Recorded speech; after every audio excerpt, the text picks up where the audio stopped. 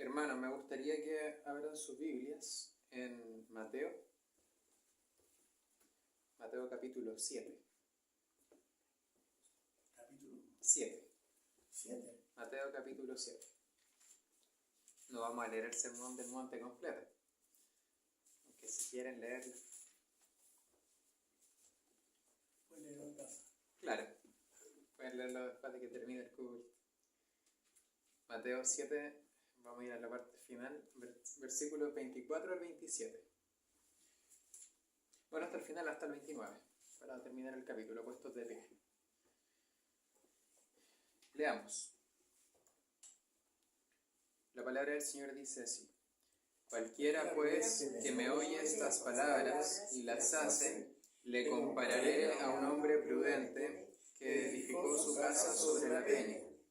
Y descendió lluvia, y vinieron ríos, y soplaron vientos, y combatieron aquella casa, y no cayó, porque estaba fundada sobre la peña. Y cualquiera que me oye estas palabras, y no las hace, le compararé a un hombre insensato, que edificó su casa sobre la arena. Y descendió lluvia, y vinieron ríos, y soplaron vientos, e hicieron ímpetu en aquella casa, y cayó, y fue grande su ruina. Y fue que, como Jesús acabó estas palabras, las gentes se admiraban de su doctrina, porque les enseñaba como quien tiene autoridad, y no como los escribas. Pueden tomar asiento, oremos. Padre nuestro que está en los cielos, le damos gracias por un día más de vida. Gracias también porque nos da este día y esta tarde para poder meditar en la santa palabra que usted nos ha dejado, para poder conocer su carácter, pero también lo que quiere hacer con nosotros en nuestra vida. Sea con nosotros para que podamos ser moldeados según la voluntad de su Hijo para ser igual a Él en santidad, Señor, y así poder ser cristianos ejemplares que amen, Señor, tu palabra, pero también la predicación, la evangelización, y tengan amor por las almas perdidas. Sea tu voluntad con nosotros, Señor. En el nombre de Jesús, nuestro Señor y Salvador. Amén. Amén. Para entender el peso de las palabras, tenemos que entender el contexto, dónde estamos parados. Hay 3 capítulos completos de Mateo donde podemos escuchar al Señor Jesús enseñar en el monte de Galilea. Primero empieza con las bienaventuranzas, las conocemos: bienaventurados los pobres en espíritu, bienaventurados los que lloran, los mansos, los que tienen hambre y sed de justicia. Luego sigue hablando sobre la sal de la tierra, luego habla sobre la luz del mundo, como veíamos en la mañana en un versículo en alusión a esto. También profundizó la ley más allá de lo que los escribas habían enseñado. No basta con no matar, hay que examinar el odio que cada uno tiene en su corazón. No basta con no cometer adulterio, en realidad tenemos que examinar la mirada. También afecta. Hay una expansión de la ley que es mucho mayor. Sigamos. Habla del amor a los enemigos, de la limosna en lo secreto, de la oración del Padre Nuestro, la oración base que tenemos, está acá también. Del ayuno y que este sea sin ostentación, de no acumular tesoro en la tierra, de no afanarse por el día de mañana, de no juzgar al hermano con la vara que no usamos para juzgarnos a nosotros mismos. Eso es el Sermón del Monte. Son 3 capítulos muy densos sobre una enseñanza que es quizás la más preciosa jamás pronunciada hasta ese momento por labios humanos. Lo sabemos. Y llegamos al final. En el final uno podría esperar que, tal como ocurre en los textos literarios, empezamos con la bienaventuranza, empezamos muy bonito y terminemos también rectificando eso que dijimos. Una cosa así de, ¿sabe qué? Esto terminó muy bien, váyase a la casa y contento porque escuchó una bonita enseñanza. Después de tanta belleza, Cristo iba a cerrar con una bendición, con una promesa dulce. Eso esperaría uno normalmente. Palabras de consuelo para que vayamos a la casa contentos y no tengamos de qué preocuparnos, pero no es así. Jesús termina el sermón más grande de la historia con una advertencia.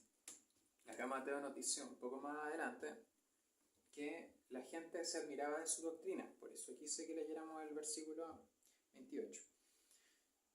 Porque les enseñaba como quien tiene autoridad, no como los escribas, dice el versículo 29. Esa autoridad se va a manifestar justamente aquí, en el cierre, donde el Señor Jesús no negocia, no suaviza, tampoco deja la puerta abierta a la indiferencia, pero sí cierra con una parábola muy sencilla, casi rústica, de albañiles puede ser, 2 hombres, 2 casas y una tormenta. Y nos deja saber sin rodeos que es perfectamente posible escuchar todo ese sermón del monte. Cada bienaventuranza, cada enseñanza sobre la oración, cada advertencia, cada palabra sobre el amor, y aún así terminar en la ruina. Esa es la gracia de esta conclusión. Entonces quiero que noten además un detalle estructural que muchos comentaristas señalan y que no es casualidad. La Biblia no es casualidad. Todo este capítulo 7 viene advirtiendo sobre falsificaciones. El versículo 15 habla sobre falsos profetas, que vienen vestidos de ovejas y que en realidad no son ovejas. El versículo 21 habla de quienes dicen Señor, Señor, y sin embargo no entran en el reino de los cielos. La parábola de la roca y la arena entonces no es un apéndice simpático que busca agradar a las personas, sino que es la culminación lógica de toda esta sección que viene experimentando el capítulo 7, dedicada al mismo tema. ¿Cuál es la diferencia religiosa, o cuál es la diferencia que podemos apreciar entre los religiosos y los verdaderamente cristianos? Los que tienen esta apariencia por la religión y los que tienen una vida y una realidad espiritual. Mateo 7, 21 al 23. No todo el que me dice Señor, Señor entrará en el reino de los cielos, mas el que hiciere la voluntad de mi Padre, que está en los cielos. Muchos me dirán en aquel día, Señor, Señor, ¿no profetizamos en tu nombre y en tu nombre lanzamos demonios y en tu nombre hicimos muchos milagros? Y entonces les protestaré, nunca os conocí. Apartaos de mí, obradores de maldad. Fíjense bien cuál es la lógica de todo el capítulo 7. Le está hablando a inconversos. Frente a inconversos está haciendo frente a gente que no conoce, que nunca ha leído la Biblia. Cuidado. Por eso quiero que notemos algo que se nos escapa muy fácilmente cuando estamos leyendo este pasaje sin detención. Lo que hace Jesús acá no es comparar al creyente con un incrédulo. No está comparando a alguien que pisa la iglesia o que pisó la iglesia con alguien que nunca la ha pisado. Está comparando a 2 oyentes, 2 personas que estuvieron, en sentido figurado, sentados en el mismo monte escuchando este sermón. La diferencia entre ellos no está en lo que oyen, está en lo que hacen después de oírlo. Y esa es la línea que me gustaría trazar el día de hoy. 2 oyentes, una misma palabra. Quiero que leamos del capítulo 7, el versículo 24 y el versículo 26. Primero el 24. Leamos todos juntos. La palabra del Señor dice así. Cualquiera pues que me oye estas palabras y las hace, le compararé a un hombre prudente que edificó su casa sobre la peña. Versículo 26. Y cualquiera que me oye estas palabras y no las hace, le compararé a un hombre insensato que edificó su casa sobre la arena. Vean conmigo estos 2 versículos. Son un espejo, uno del otro. Son casi idénticos. Cualquiera pues que me oye estas palabras y las hace, dice uno. El otro, cualquiera que me oye estas palabras y no las hace. La estructura gramatical que existe acá es la misma, es idéntica. Lo único que cambia es entre el que hace y entre el que no hace. Ese no, esa negación es el peso de todo este pasaje. Acá el Señor Jesús no dice el que me oye y el que no me oye. No dice eso. No está hablando del acceso a la verdad. Por eso lo que veníamos conversando en el auto, cuál es la gracia de ser presbiteriano fundamentalista y si es que la cuestión está en la verdad, en quién sabe más verdad, quién no. Esto es lo que debería inquietarnos quizá durante esta tarde, porque nosotros, en esta congregación, en este presbiterio al cual pertenecemos, fundamentalista bíblico, no tenemos ningún problema de acceso a la verdad. Siento que es lo que menos tenemos. Tenemos predicación todos los domingos, en base a la sana doctrina. Tenemos catecismos que hace 2 años los veíamos, pero son de libre acceso, un catecismo menor donde nos resume la fe.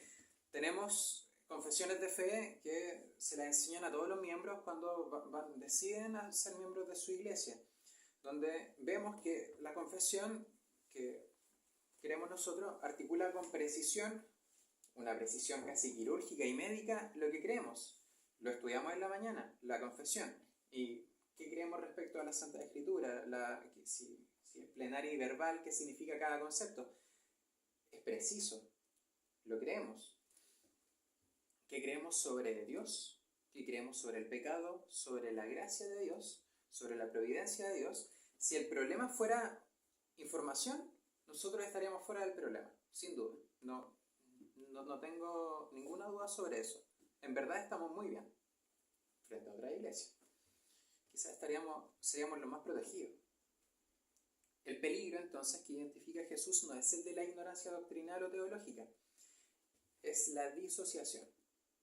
Es la posibilidad real, concreta, de que la verdad llegue hasta el entendimiento y se quede ahí. Ese es el verdadero problema. ¿Qué pasa si esta verdad llega acá a la cabeza y se queda ahí y nunca baja la voluntad de querer hacerlo? Y claro, como no hay una voluntad de querer hacerlo, tampoco hay una conducta que lo haga. Ese es el problema que se identifica acá.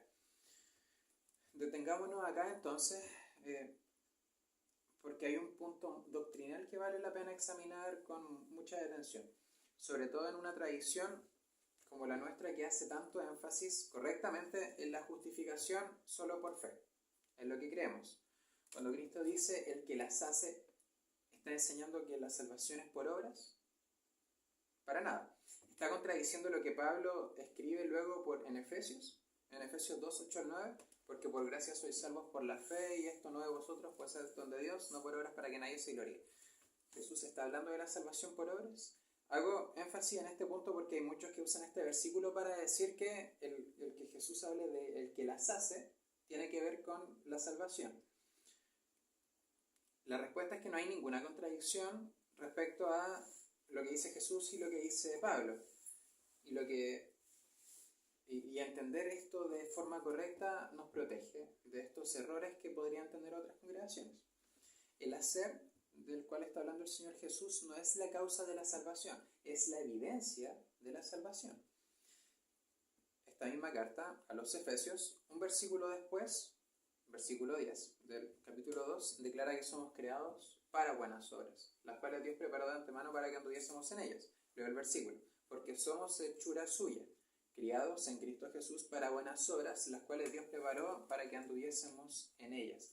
La fe verdadera entonces no es un asentimiento mental que se queda flotando y en realidad es una cuestión plenamente intelectual. La fe no es eso. Es una fe que por su propia naturaleza produce frutos.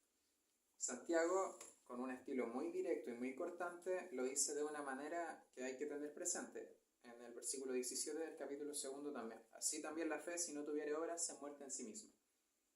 Al final del capítulo se reitera esta idea en Santiago. La fe sin obras es muerta. Lutero por este pasaje pensaba que Santiago quizás no era inspirado. Y por mucho tiempo estuvo en esta contradicción, Martín Lutero.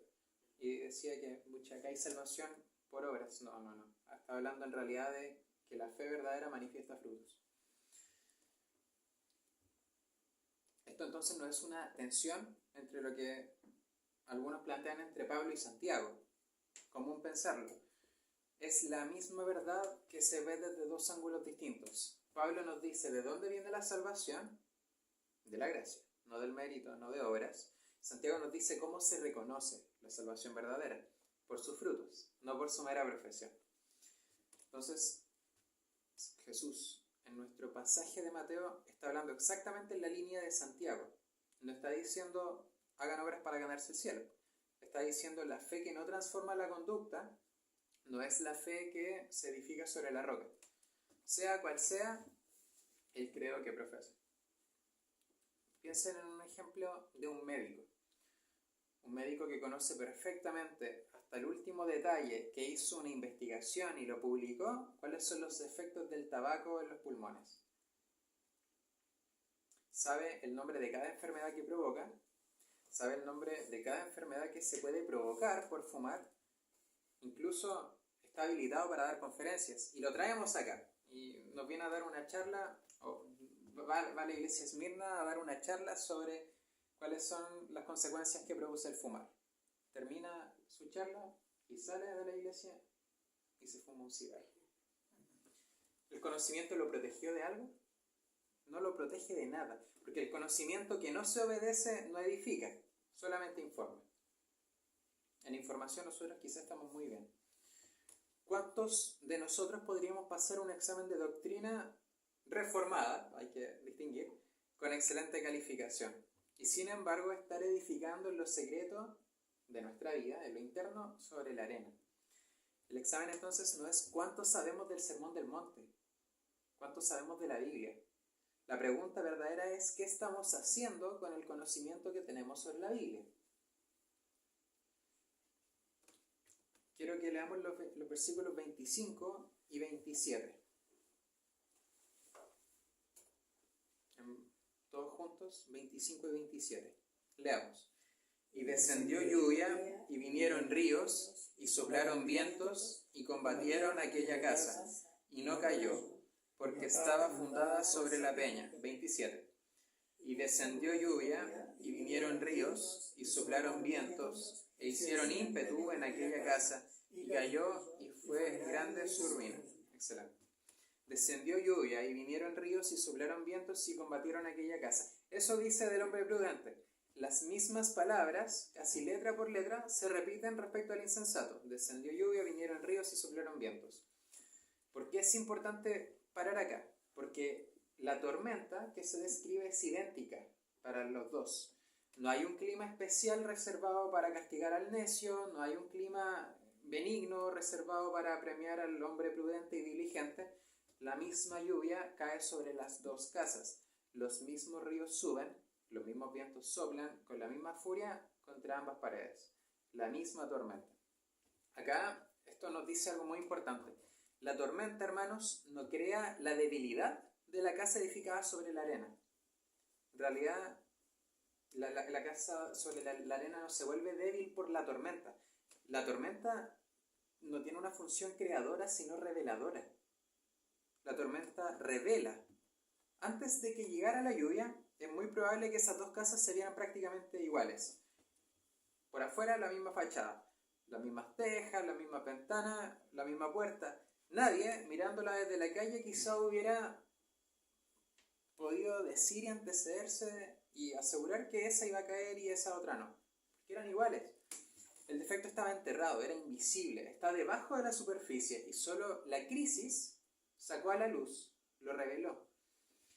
Esto tiene un fundamento que conviene explicar con mucho detalle, porque toca directamente lo que nosotros entendemos por la providencia de Dios. En el capítulo 5, Mateo un poquito más atrás, ya nos había adelantado este principio. Capítulo 5, versículo 45.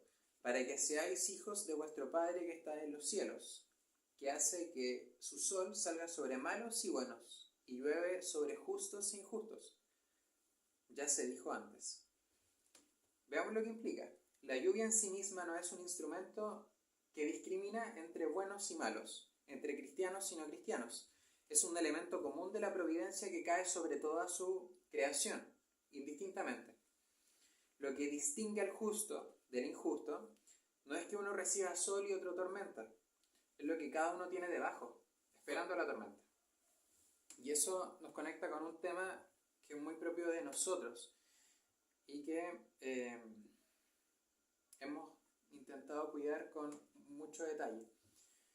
El problema del sufrimiento del creyente. Muchas veces nos pueden preguntar esto: si Dios es soberano y bueno, ¿por qué permite que la lluvia, que los ríos, que el viento golpeen también la casa del hombre prudente? El texto es muy enfático en este punto. La casa edificada sobre la roca también fue combatida por la tormenta. No dice que la tormenta esquivó, no dice que la tormenta la golpeó y no pasó nada. Lo que nos dice este pasaje es que la tormenta golpea la casa y la casa no cae. No que la tormenta la intenta pasar por el lado no, la golpea y no cae. Pedro escribe a creyentes dispersos que estaban atravesando diversas pruebas, articula esta misma verdad en el capítulo 1 de su primera carta, versículos 6 y 7, en el cual vosotros os alegráis, estando al presente un poco de tiempo afligidos en diversas tentaciones si es necesario. Versículo 7, para que la prueba de vuestra fe, mucho más preciosa que el oro, el cual perece, bien que sea probado con fuego, sea hallada en alabanza, gloria y honra, cuando Jesucristo fuera manifestado. La fe genuina no es la fe que nunca es probada, es la fe que siendo probada permanece. Pedro usa la imagen del oro que es refinado por fuego. Cristo usa la imagen de estos cimientos que van a ser probados por la tormenta. Es la misma teología explicada con dos metáforas y ejemplos distintos. La prueba no es evidencia de que Dios ha abandonado al creyente. Es el mecanismo mediante el cual la fe se manifiesta de forma verdadera, de forma auténtica, tanto para otros como para nosotros mismos. Así es la vida cristiana, así es la vida humana.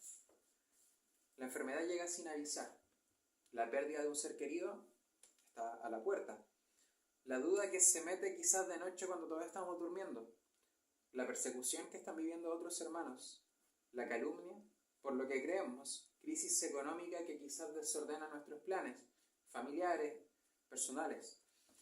Estas no son visitas selectivas que Dios reserva como castigo, como algunos quieren ver, y para que se evitan frente a otros. Caen sobre justos y sobre injustos por igual. Lo que determina el resultado no es si la tormenta va a llegar, porque la tormenta va a llegar. Eso ya está decidido. Lo que determina el resultado es sobre qué está edificada nuestra vida el día que esa tormenta llega. Y acá quiero decir una palabra de consuelo en medio de la advertencia.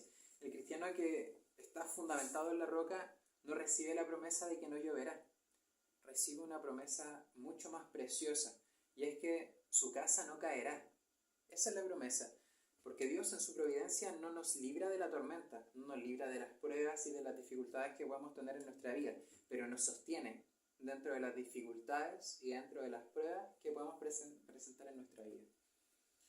Y este es el último punto que quiero tratar. La roca versus la arena. ¿Cuál es el costo de cada elección? Veamos la diferencia de los materiales.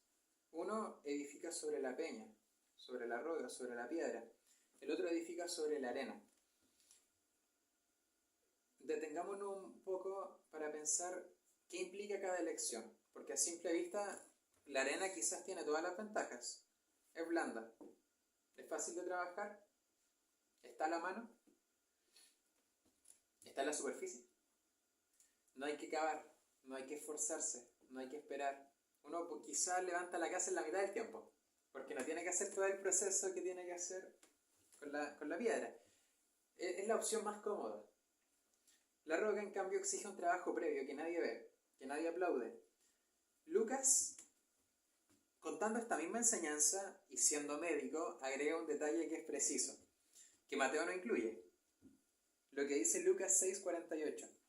Semejante es al hombre que edifica una casa, el cual cavó y ahondó. Agrega ese detalle Lucas, el cual cavó y ahondó, y puso el fundamento sobre la peña, y cuando vino una avenida, el río dio con ímpetu en aquella casa, mas no la pudo manejar, porque estaba fundada sobre la peña. Cavar, hermanos, ahondar, eso agrega Lucas. Eso no es algo cómodo, no es una cuestión glamorosa, tampoco es fotografiable. Nadie felicita al hombre que está cavando un hoyo. Nadie felicita y le aplaude a un hombre que está cavando un hueco. Lo felicitan cuando la casa ya está en pie. El tema es qué pasa con ese trabajo invisible, ese esfuerzo escondido, que nadie ve. Eso es lo que sostiene todo lo demás cuando el viento sopla con fuerza. Traducido a nuestra vida espiritual. La oración disciplinada que nadie ve. La oración personal. El estudio constante y muchas veces incómodo por nuestra vida de la palabra de Dios. La obediencia en lo oculto, cuando nadie nos está mirando. La lucha personal contra un pecado, no contra el pecado, contra un pecado que nosotros conocemos bien y que cuesta dejar atrás. Nada de eso es visto. Nada de eso da resultados inmediatos. No da aplausos de nadie. Esa es la gracia de que esté oculto. Ese es el trabajo de cavar hasta la roca. Y quien lo desprecia, quien lo posterga, quien decide que ya tiene suficiente con tener la fachada, con tener la apariencia de estar edificando sobre la arena, es justamente esta persona necia que se describe, la persona que se conforma con lo exterior, Cuando alguien se conforma con lo exterior y no tiene todo lo privado que implica la vida cristiana, inconscientemente está construyendo sobre la arena, sin darse cuenta. Porque la arena, mientras hace buen tiempo, se ve exactamente igual que la roca. Exactamente igual. Vayamos un poquito más profundo. Porque no quiero que esta roca se quede solo como una metodología espiritual, como termina el Sermón del Monte. Como una lista de disciplinas que hay que cumplir y que hay que estudiar. La roca, en el fondo, no es una técnica. La roca es una persona. Primero a los Corintios 3:11, porque nadie puede poner otro fundamento que el que está puesto, el cual es Jesucristo. Notemos la precisión que hace Pablo. No dice que Cristo sea un buen fundamento, entre otros posibles términos. Tampoco dice que sea el mejor fundamento, como si existiera una lista de opciones. Dice que es el único fundamento que puede ponerse en nuestra vida. Esto tiene una implicación muy seria y que tenemos que ver con cuidado. Las disciplinas espirituales que hemos mencionado, como la oración, el estudio, la obediencia, no son en sí mismas la roca. Tenemos que cuidarnos mucho de ese error. Son el proceso de cavar hasta la roca. Pueden practicarse de manera completamente externa, vacía de Cristo, y en ese caso, lo único que es esto es arena disfrazada de piedra. Isaías anticipó esta posibilidad cuando describió a un pueblo que honraba a Dios con labios, pero que su corazón estaba lejos. Isaías 29:13. Pues dice el Señor, porque este pueblo se me acerca con su boca y con sus labios me honra, mas su corazón alejó de mí, y su temor para conmigo fue enseñado por mandamiento de hombres. Por eso, hermanos, cavar hasta la roca no es simplemente acumular una disciplina religiosa. Con disciplina religiosa me refiero a acumular oraciones. ¿Quién ora más? ¿Quién lee más la Biblia? No, eso no es la roca. En cada una de esas acciones, buscar a Cristo es el fundamento, porque Cristo es el fundamento. No la acción como mérito propio. La acción no tiene mérito alguno, sino a lo que nos lleva. Edificar sobre las palabras del Señor Jesús. Cavar hasta encontrar la roca. Y en última instancia edificar nuestra vida entera sobre esa roca que es Jesucristo. No sobre nuestra propia capacidad de cumplir. Para terminar, los dos hombres tienen acceso a la misma enseñanza. Enfrentan exactamente la misma tormenta. Muy probablemente, mientras había buen tiempo, estas dos casas parecían iguales a ojos de cualquiera que pasara por la calle. La diferencia no se decidió el día de la tormenta, se decidió mucho antes, en el silencio de cada uno, en esos días ordinarios donde nadie ve.